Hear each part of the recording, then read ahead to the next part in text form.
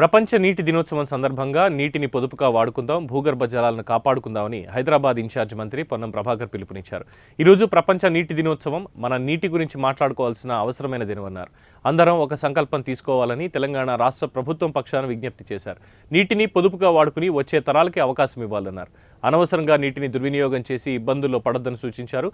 భూగర్భ జలాలను కాపాడుకోవాల్సిన బాధ్యత ప్రతి ఒక్కరిపైన ఉంది అన్నారు. హైదరాబాద్ మెట్రో వాటర్ వర్క్స్ తీసుకుంటున్న కార్యక్రమాల్లో ప్రజలందరూ భాగస్వామ్యం కావాలని మంత్రి పిలుపునిచ్చారు.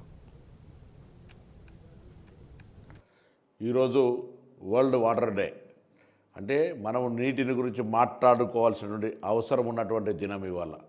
ఈరోజు అందరూ కూడా ఒక సంకల్పం తీసుకోవాలని విజ్ఞప్తి చేస్తున్న తెలంగాణ రాష్ట్ర ప్రభుత్వం పక్షాన.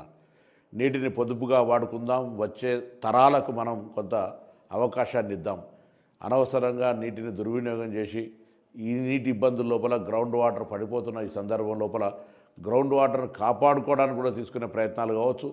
హైదరాబాద్ మెట్రో వాటర్ వర్క్స్ వాళ్ళు తీసుకుంటున్న అనేక కార్యక్రమాల్లో ప్రజలందరూ భాగస్వాములు కావాలని, రాష్ట్ర వ్యాప్తంగా కూడా నీటిని ప్రతి చుక్కను పొదుపు చేసుకుంటూ కాపాడుకుంటూ భవిష్యత్ తరానికి ఎటువంటి ఇబ్బంది లేకుండా చూడాలని సందర్భంగా కోరుతూ, ఈ వరల్డ్ వాటర్ డే అనేది కూడా నిర్లక్ష్యానికి గురయ్యేటువంటి దినం కాదు ఇది.